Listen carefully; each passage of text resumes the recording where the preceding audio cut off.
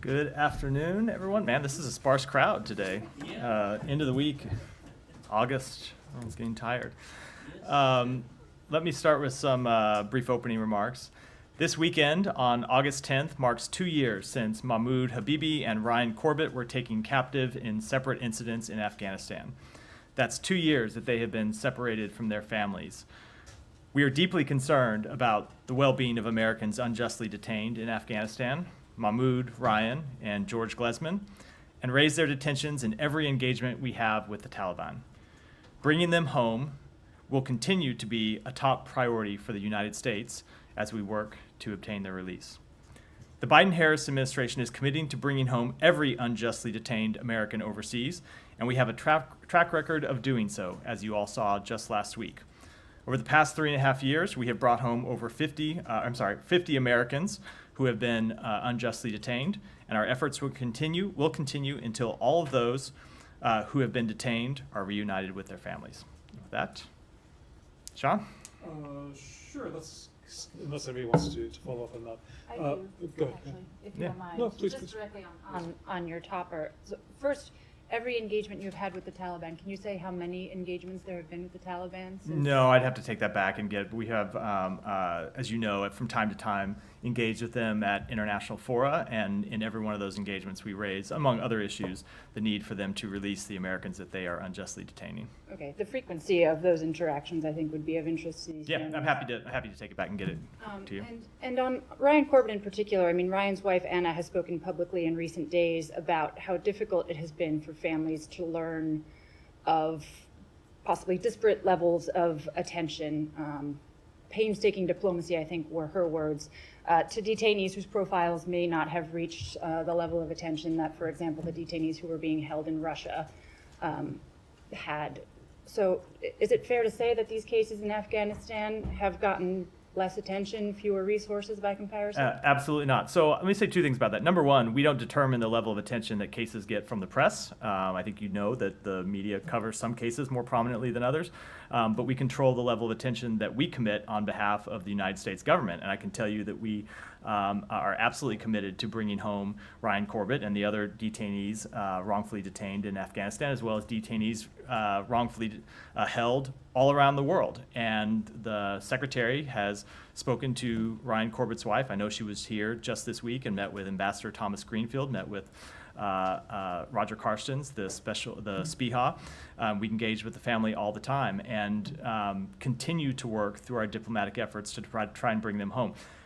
That said, I've said this before, it's impossible for me to imagine what these family members must be going through. And I assume that it is particularly painful every time they see other detainees brought home because they can't help but think about their loved ones who we weren't able to get out at that time. So I would just point to the track record that we have had over the past 3.5 years. And when we say we're not forgetting anyone, we mean it. And we have the record to back that up. And we will continue to use every resource the United States government has to try and bring Ryan and other wrongfully detained Americans home.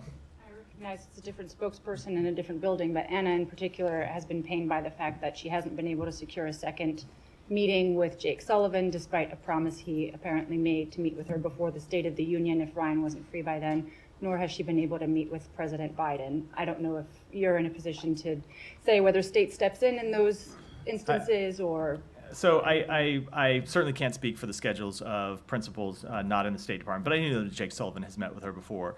And as I said, we just held a number of meetings with her this week, and we'll continue to meet with her. We'll continue to engage with her. The Secretary has talked with her. I know that our colleagues in the White House will continue to engage with her as well. As when it comes to specific schedules, of course, I can't speak to that from here. Thank you. Sorry, Sean. Just can I follow up on that again? So Yeah. Just to stay on that subject. Just to understand, you're using the term unjustly detained. I think when you're referring to the three, but is there wrongfully detained determinations on?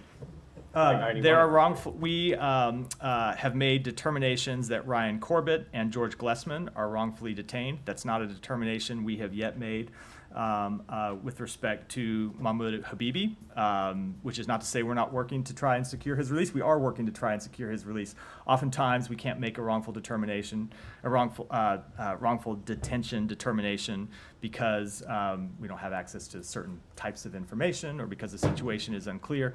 There can be other factors as well, but I can tell you we are working overtime to try to get his release as well. What's the difference when you say someone is unjustly detained and say they're wrongfully So detained? they're wrongfully detained is a legal determination under the factors of the Levinson Act. There are other people who we believe are unjustly detained. Mahmoud Habibi is one of them. But for whatever reason, we have not been able to apply the factors of the Levinson Act, either because they don't meet that criteria in that case, or we don't have sufficient information to make that determination.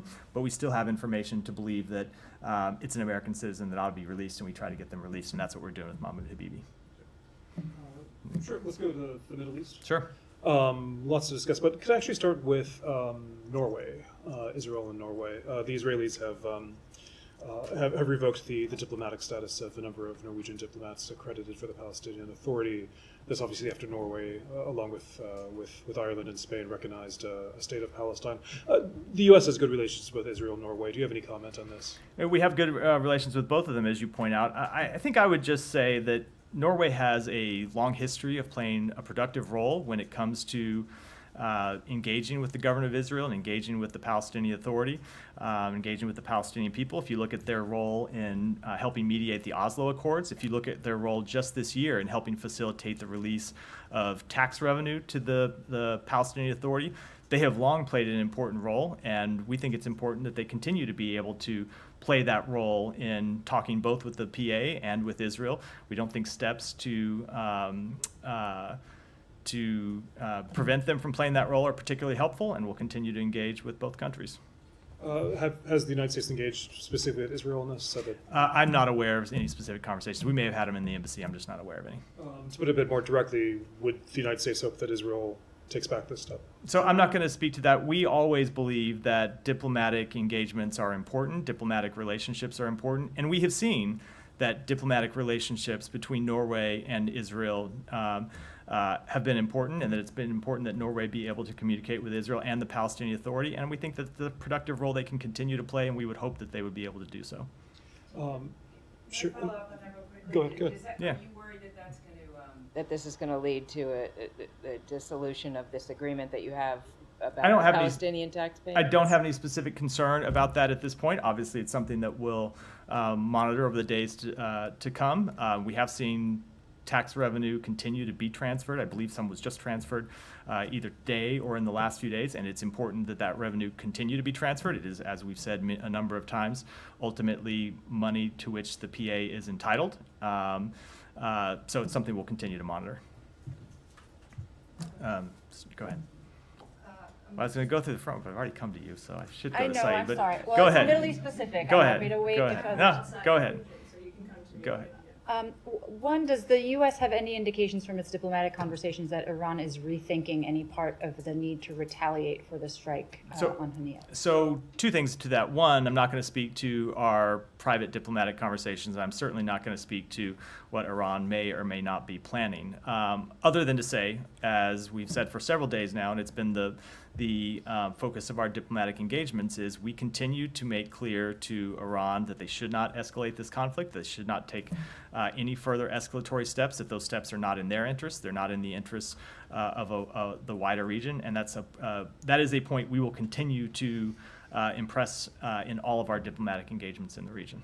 You've also stressed the need or the help that a ceasefire deal would provide in lowering tensions.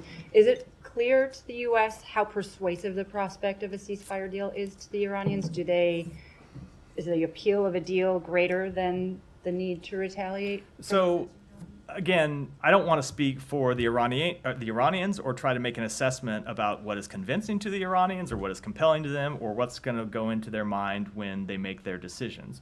I will say that there are two sides of this coin. On one side of the coin, yes, we believe that a ceasefire would go a long way towards alleviating tensions in the region. It would obviously have immediate benefits for the Palestinian people in Gaza. It would have immediate benefits for the hostages and their families. But we think it would allow us to make progress in the diplomatic endeavors we have been pursuing to bring calm along the Israel-Lebanon border, and it would allow us to ease broader regional tensions. On the other side of that coin, certainly any further escalation just makes all of the region's problems more difficult. And one of the problems that we're addressing is the conflict in Gaza and trying to reach a ceasefire. So it is true that anytime you have an increase in tensions, it makes all of our diplomatic efforts more difficult. So I would hope that that's something that Iran is paying attention to and something that they're cognizant of, and they wouldn't want to do anything to hurt prospects for a ceasefire. They wouldn't want to do anything to further raise regional tensions and raise the risk of this conflict spiraling out of control, but we can't speak for them. You spoke yesterday about the need for an in-person negotiator to be designated by Hamas before ceasefire talks could be taken over the finish line. Until that person is designated or steps forward or is named, is the U.S. trying to sort of get the Israel's side of the deal to a final place so that once there is a designation, all it takes is a signature? So it's hard to say getting one side to the deal to a final place when it obviously is a negotiation and you can't get agreement from one party without the other. Let me say two things about it, though. Yes, we have been in contact with Israel about trying to get a deal finalized, and we have been in contact with the other two mediators, Egypt and Qatar, about how we would get, potential ways to get a deal finalized and how we might bridge the differences between the two parties. And the second thing I'll say is we continue to emphasize to the government of Israel, as we believe Egypt and Qatar are emphasizing to Hamas, that the onus is on them to agree to a ceasefire, that we have made great headway, but we need to finalize the agreement. We need to finalize it as soon as possible. I have one more on Vienna, but we'll defer. Oh, wait, Saeed, go ahead. Thank you. Actually, in response to Olivia on the deal, the Israeli press, Yediot Aharonot and the Times of Israel both reported that the United States is willing to let Israel start whatever military operations after phase one of a ceasefire. Can you confirm that?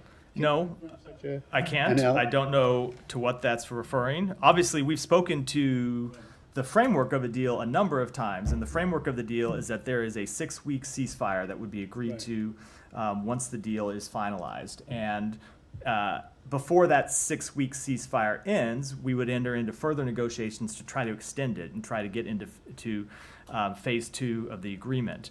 And so what we have made clear we want to see happen is for that ceasefire to be extended and ultimately provide an end to the war, and beyond that, provide broader peace and stability. But of course, there is a negotiation process at the end of stage one that has always been clear. We've been, I think, quite open about that. Now, these reports claim that Prime Minister Netanyahu insists on having something in writing from you. That he said that he can attack at will, basically.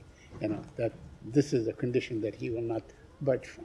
You have any comment on that? Again, I don't know what those reports are referring to, but Saeed, if you look at the very well described,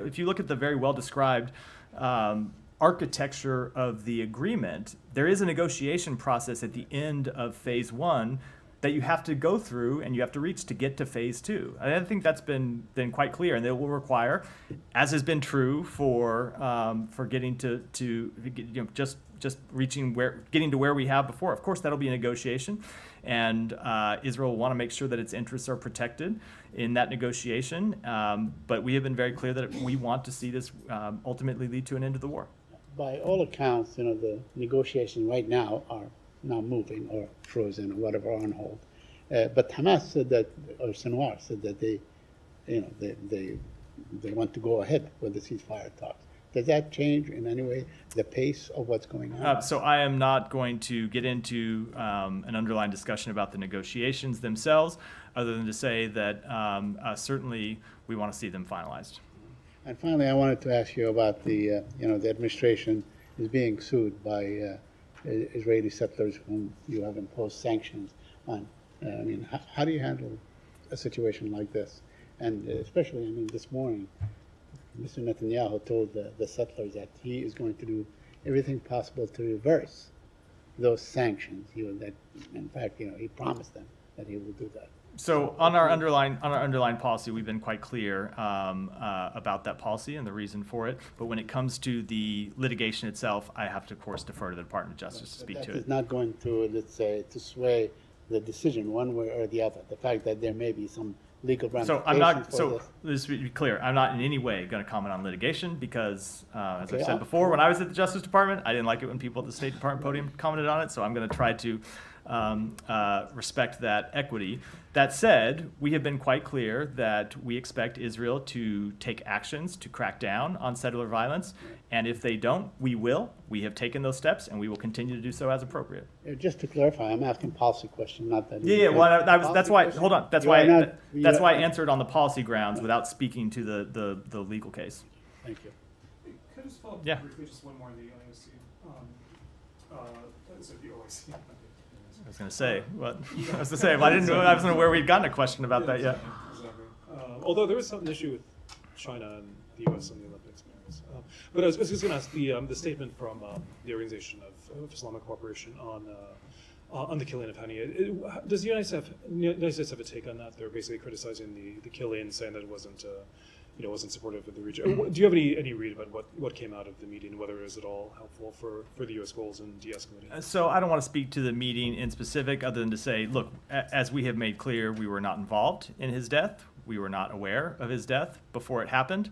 And our focus now is going to continue to be to try to convince all parties in the region from taking further steps to escalate the conflict. And it is certainly our hope that at that meeting yesterday, our partners in the region did make clear to Iran what we know they believe and what they've told us they believe, which is further escalation only damages the region and raises the risk of the conflict spiraling out of control.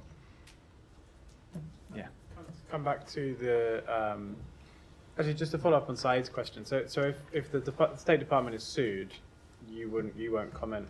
When the State Department is sued, the same way any agency of the federal government is sued, they are represented in court by the Justice Department, and we defer to the Justice Department to speak to matters of litigation. I will still speak to the policy questions, which I did, but when it comes to litigation itself, I have to defer to the Justice Department.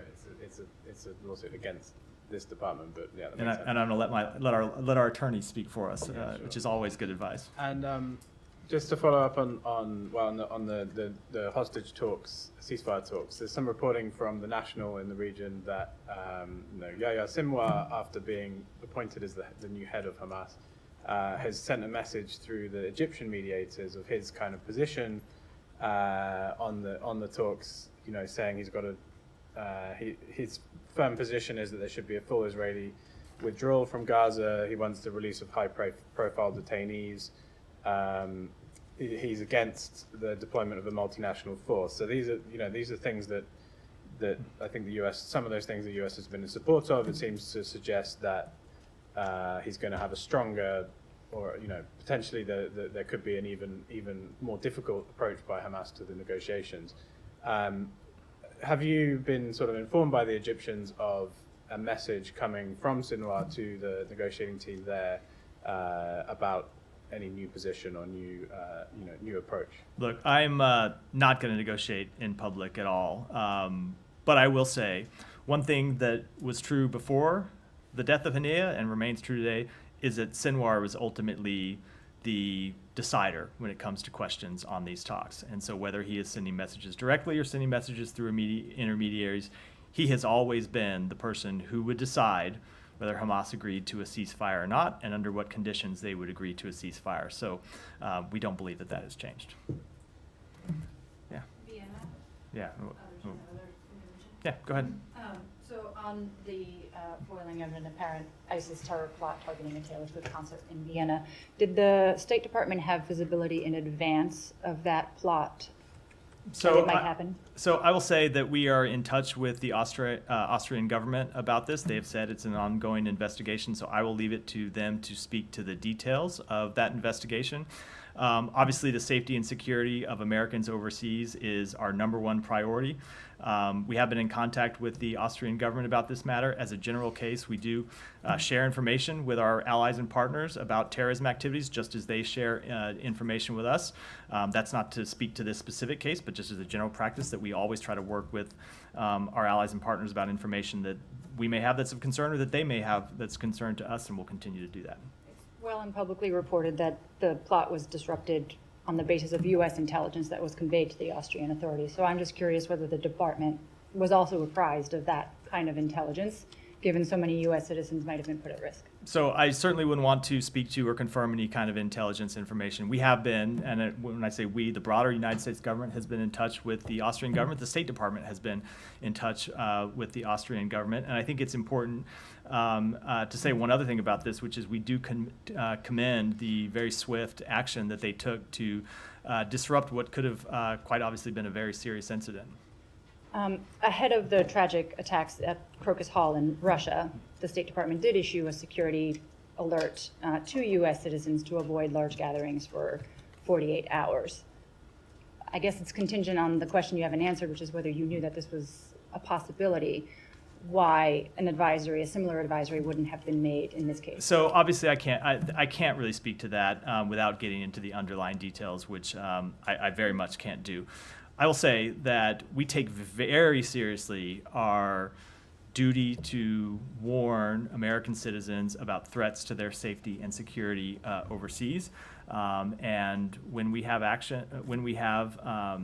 information that we need to get in their hands, we get it in their hands as soon as possible. There are times when intervening events take place that make it unnecessary to send that type of information publicly, but when we need to, we very much do.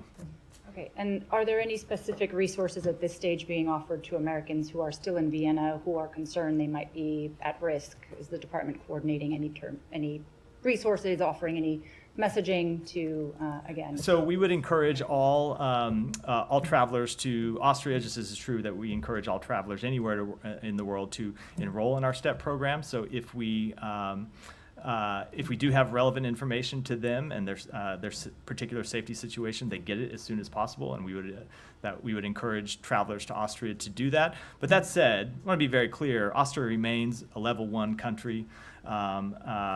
It is a country that we deem to be safe to travel to. Obviously, there are risks in traveling there, just as there are risks in traveling around America. There are risks in being anywhere.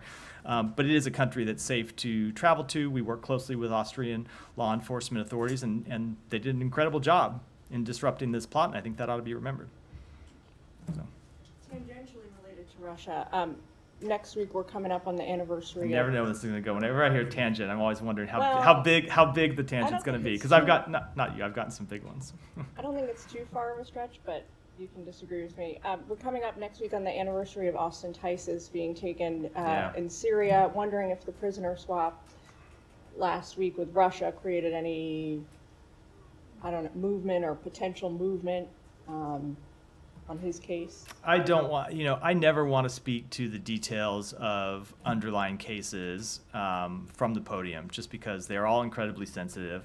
And we work to bring detainees home. We have been working for years, of course, to try to bring Austin Tice home. But no, I can't speak to any underlying details. This might not be on the top of your radar, if you don't mind asking a quick question on this. There Yeah. are these two college students from Texas who were in Mexico last week on Thursday.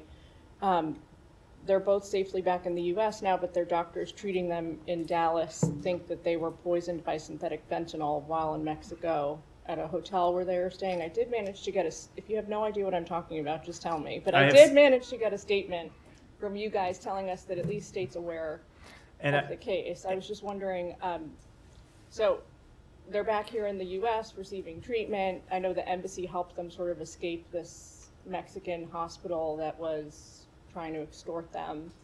Do you have any updates on that, or any cautionary words for Americans traveling to Cancun, or cautionary words on, synthetic fentanyl? So look, I do apologize. I've seen limited information about the case, but I'm a little reluctant to speak about it for fear of misspeaking. I'll take it back and see if we can get you any more information. But with respect to Mexico, look, the same thing applies to Mexico as it applies to every country in the world, which is we ask travelers before they travel anywhere to check the State Department website and look at the travel advisories for where they're intending to travel, which can be both broad and sometimes are specific to specific regions of the country. And then, of course, yes, to enroll in our STEP program, so they get real-time information when there are relevant updates that we can push out to them. And then, of course, with the risk of fentanyl is something that is a or a broad risk to Americans here. It's a risk to Americans when they're traveling overseas, and something that we continue to spend great resources trying to fight. Thank you. Yeah, Michelle. You said that the U.S. sent a direct message to Iran to de-escalate. Is the U.S. in talks with Hezbollah to de-escalate too, or you're relying on Iran to control Hezbollah? So we don't communicate directly with Hezbollah, but we have sent messages to everyone in the region. Of course, there are partners in the region that do talk to Hezbollah, that we talk to. And we have encouraged in all of our diplomatic engagements with our partners in the region for them to do anything they can to try and bring down tensions. And that includes sending de-escalatory messages to anyone who might be thinking of escalating this conflict. Michelle. Yeah, I'd like to take you to West Africa. Niger has broken relations with Ukraine. I wonder what you think of that, and whether you think there's kind of a trend of countries in that region turning more toward Russia. So obviously we have seen Russian involvement in various countries in that region. When it comes to relationships with Ukraine, something I spoke to with respect to earlier in the briefing, not with respect to Ukraine, but in general, we always believe that diplomatic relations are important, and it's good for countries to talk to each other and have the ability to resolve disputes and resolve issues that they have, and that's why diplomacy is important. So we would encourage those countries to continue to talk with each other. But when it comes to Russia's presence in Africa, certainly we have seen a destabilizing presence by Russia. We've seen a destabilizing presence by the Wagner Group over the last couple of years, and what we have noted is that every time Wagner comes in, every time Russia comes into West Africa, as is true around the world, we see them sow chaos and instability in their wake. Russia's foreign ministry spokesperson, though, accuses Ukraine of opening a new front against Russia in Africa, and I wonder how you respond to that. I just don't have any assessment on that. Can I follow up on that? Yeah, go ahead. Angola, under the leadership of President João Lourenço, just fully mediate the ceasefire between the Democratic Republic of Congo and Rwanda. And yesterday, Secretary Blinken praised President Lourenço for his leadership role on that mediation. And he also expressed the U.S. support to Angola. So can you give us more insights on the U.S. view on the Angolan government mediation work to achieve this ceasefire? So Secretary Blinken had a chance to speak directly to President Lourenço yesterday to thank him for the role that Angola played in helping mediate this conflict and reach a ceasefire in the Eastern Democratic Republic of Congo. This was a follow-up to previous conversations the Secretary had with President Lourenço. He traveled to Angola in January and met with the President and talked with him about the important role that Angola was playing in trying to mediate this conflict, and thanked him again. Thanked him then for the work that they were doing, encouraged Angola to continue to play that work. And so when he called him yesterday, part of the purpose of that call was to thank the president for his engagement, which has borne fruit, and encourage him to continue to stay engaged. And how the United States intend to continue to work with Angola so that ceasefire can reach its full potential, which is to bring peace in that region? So we're going to continue to consult with the president and other leaders in the Angolan government. It is, as I said, something we know the president has spent a good deal of personal time working on, trying to get this ceasefire over the line, and we will encourage them to continue to stay engaged to see that the ceasefire holds. But is there any U.S. strategy to help so this ceasefire can last? So ultimately, it's the parties that need to commit to ensuring that the ceasefire lasts, and we will continue to engage with our partners in the region to impress upon the parties that it is in the interest of everyone in the region that the ceasefire hold and turn into, of course, a permanent end to the war. Alex. Thank you, Matt. Ukraine, moving to Ukraine operation. Obviously, Kyiv officials are tight-lipped given the nature of the operation, but I want to get your assessment on the latest, and also perhaps a reaction to how Russian propaganda machine yesterday tried to twist a portion of the U.S. government statement, particularly when the White House said that you guys are seeking information from Kyiv. Does Ukraine have your full backing in this? So when it comes to your reference to the Ukrainian government being tight-lipped about their operation, I think you can certainly understand that if the Ukrainian government isn't speaking to it, I'm not going to speak to an operation that they are conducting. Obviously, we strongly support Ukraine's effort to defend against Russia's aggression. That continues to be the case. Nothing has changed from the comments I made yesterday. Ukrainian intelligence suggests that Russia has been using Kursk nuclear power plant to basically keep Iranian drones and missiles there. Does it raise your concern? So I'm not going to speak to Ukrainian intelligence, but certainly we have seen Russia launching attacks from the region just across the border where Ukraine is currently operating. A couple more on Russia, please. YouTube, they tried to slow down YouTube in Russia, but in some portion of Russia, it's completely, blocked. Do you have any reaction to how they restrict this means to, millions of Russians? Yeah, sure. I mean, it's something that we've seen Russia undertake for some time and undertake in an accelerated fashion since the full-scale invasion of Ukraine in February of 2022. And what they have done is try and consistently crack down on the ability of Russian citizens to access information about what their government is doing. So we continue to condemn these crackdowns. We continue to urge the Kremlin to stop blocking access to information for its own people. And as we've said before, it's not exactly a sign of confidence in the legitimacy of your operations when you're cracking down on your own citizenry's ability to access information about those operations. And one more Zakharova comment, if you don't mind, my colleague asked about.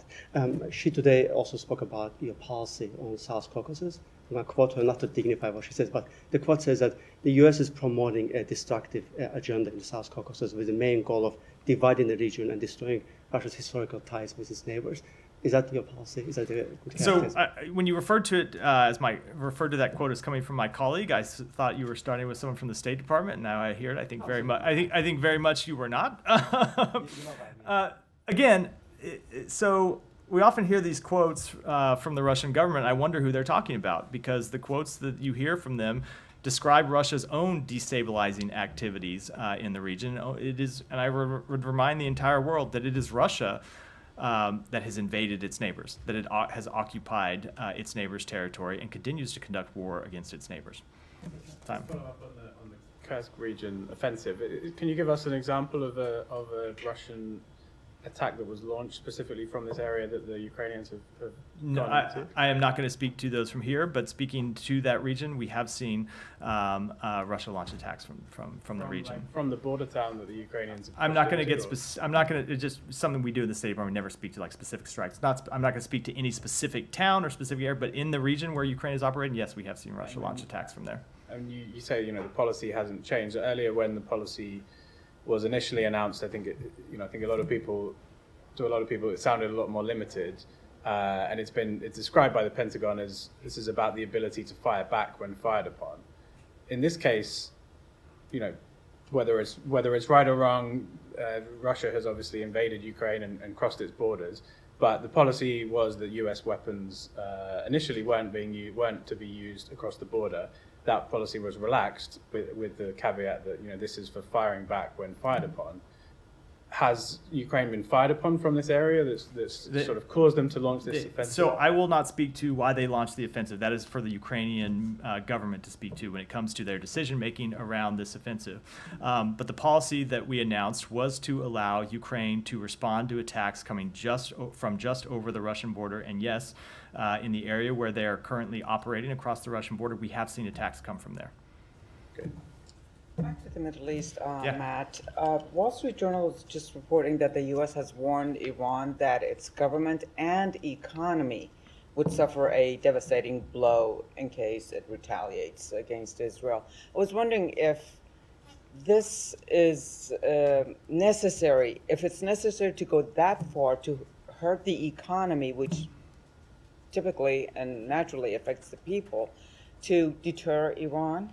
So I am not going to speak to messages, real or imagined, that might have been delivered to the Iranian government. We have always said that we have the ability to deliver messages when it's in our interest, but we typically don't speak to those messages in public, and oftentimes you see messages described that are not described entirely accurately. That said, Of course, escalation of the conflict has the ability to hurt Iran's economy. It has the ability to hurt the economy of every country in the region. War obviously has the potential impact of hurting economies. And so something I said yesterday is that every problem that the region currently faces is made worse by further escalation, and that certainly includes economic impacts. Saeed. Question about the Austin ties. Yeah. Oh, I mean, we're coming up on the 12th anniversary of his disappearance, and I remember asking the very same question probably why didn't he disappear back then. So why are you not willing to speak with the Syrian government on this? I mean, it's a country that you still recognize.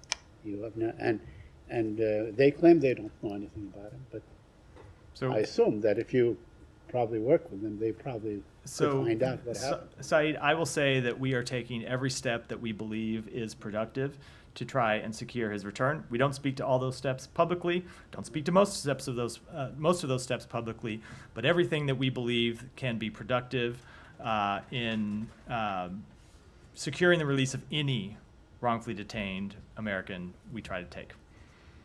Yeah. A couple in Asia. Could we go to Bangladesh? Mohammed Yunus was sworn in today as the interim leader of Bangladesh. Can you say, first of all, if there's been any communication with him directly or indirectly? There has been communication with the interim government, and our chargé d'affaires attended his swearing in today. I don't know if she spoke to him at the swearing in, but she did attend. Okay, communication with the interim government, not necessarily him personally, but with... Correct. And what was the I mean, nature he of was the- only sworn into the government, I think, an A few hour hours ago, ago, so right. an hour or two ago. What's been the nature of the communication? I'm not asking for specifics, but was it in terms of the path forward in Bangladesh? Was it about U.S. interests? So I'm not going to speak to the private diplomatic conversations, but obviously one of the things that we have made clear is that we want to see the interim government chart a democratic future for the people of Bangladesh. Unless somebody wants to follow up on that, should I? A couple other. Yeah, go ahead. Japan. This is back on the Middle East, but Nagasaki. Of course, today's it's the anniversary tomorrow of the atomic bombing in Nagasaki. Ambassador Emmanuel, as well as the British ambassador, and I think the European ambassadors are not going to attend because the Israeli ambassador wasn't invited. The Nagasaki mayor says this is logistical. Why is it so important that the Israeli ambassador be present? Look, we thought it was important that the Israeli ambassador be invited, as the ambassadors of other countries have been invited, that no country that should have been singled out to not be invited to this celebration, and that's why the ambassador took the step that he did, and I presume why the ambassadors of other countries took the steps that they did in deciding not to attend. But in terms of, to play devil's advocate, in terms of historic responsibility, obviously the U.S. dropped the bomb in Nagasaki. Was it particularly significant for the U.S. to be there? I realize he was there at the Hiroshima. Look, he was there, and obviously multiple different presidents of the United States have spoken to this, have attended events commemorating that solemn event, and I think our position on it and our respect for Japan when it comes to this anniversary is well documented and goes far beyond the ambassador not attending one event. Sure. Okay, just a different topic in Asia. You issued a statement, I meant to ask about it yesterday, you issued a statement on Thailand, the Move Forward party being banned, and Mr. Pita, who's arguably the most popular politician in Thailand, being banned from politics. I know you issued a statement, but in terms of the future relationship with Thailand, Thailand's always obviously had its ups and downs with democracy, but how do you assess the relationship going forward? Would this have an impact on cooperation with Thailand? So I don't want to speculate about the impact. We do have a close relationship with them, and we are able to cooperate with them on a number of areas that are in our interest and in our mutual interest, but we were concerned about that step. It was a step that hurts democracy, and we'll continue to make that concern clear, both publicly and privately, to the government of Thailand. Michelle? Do you have any updates on the talks on Sudan in Switzerland? I don't. Obviously, as we've said, one of the parties, the RSF, has agreed to attend. The SAF has not yet agreed to attend. The Secretary spoke to General Burhan several days ago and impressed upon him the importance of attending those talks and the importance of reaching a ceasefire, as well as the importance of not hindering access to humanitarian assistance that the Sudanese people need. And we will continue to impress that there is, on all of the parties, that there can be no military victory to this war. Every day it goes on is just further tragedy for the Sudanese people, and so we certainly hope that the SAF will decide to attend the talks in Geneva next week. Thank you. Go ahead. Embedded Venezuela. So yesterday was a call between the Secretary General and the Secretary of State about their readiness to assist in the process. Can you give us a little more details on what that will look like in terms of a possible assistance from the United States? We understand the Secretary General will have to get a letter by Venezuela for his good offices, but how that engaged the region, and if you can talk about You know, I can't speak to any detail beyond what we said in the readout, other than to say that the Secretary engaged with the Secretary General in the same way that we've been engaging with partners in the region about the fact that we are ready to support an inclusive Venezuela-led process to reestablish democratic norms. And so we're going to continue to coordinate with our international partners about the best way to do that, understanding that it needs to be a Venezuelan-led process. Just a follow-up. So yesterday, the organization that protects journalists within Venezuela, their syndicate, alerted that several journalists, photographers have been detained, and they're concerned about not only their persecution, but according to that, they're prevented from getting a private counsel. So the government is the prosecutor at the same time as who is providing them their lawyers, and they're not allowed to get private counsel. Is that a concern that this is another tactic by the government of Maduro to try to intimidate on the freedom of the press and to reduce the access of journalists to even counsel and due process? So certainly we have been concerned about the government's crackdown on freedom of information, on freedom of press, and freedom of assembly. We've seen them taking increasingly repressive steps in the over a week now since the election, and we would encourage them to reverse those steps. I think, as I said yesterday, it is not exactly a sign of confidence in their belief in the nobility of their actions, and so we're going to continue to support the Venezuelan people in making sure that their votes are fairly counted. The last question, I'm sorry. The U.S. had conversations actually before the elections. There was a virtual meeting. Qatar is mediating. The government of Venezuela has released some of the information that was actually talked in private. Is it a possibility to retake those conversations that were ongoing, or that's something that is being paused? So I don't want to speak to those conversations in general, other than that we are talking to partners in the region and some partners around the world about the best way to establish democratic transition in Venezuela. Let me do one more and then have to wrap for the day. Thank you, Matt. As Sean asked, a good day for Bangladesh. Nobel laureate Professor Yunus just took his office as chief advisor in Bangladesh government. So, are you congratulating from the State Department or President to the new government? So as I said, our Charge d'Affaires attended the swearing in of the president today, and we welcome Dr. Yunus's call for an end to the recent violence, and we stand ready to work with the interim government and Dr. Yunus as it charts a democratic future for the people of Bangladesh. One more on Sri Lanka. Hurry up, because I really got to go. One more on Sri Lanka. With the arrest of IMF technical advisor and one of our South Asia perspectives writer, Asanga Abe Ganaskara in Sri Lanka, an apparent attempt to silence and instill fear in journalists along with the recent gun violence in Colombo, and caretaker President Wickremesinghe protection of the corrupt Rajapaksa family. Is the U.S. concerned about this? Let me take that question and get back to you. All right. Thanks, everyone.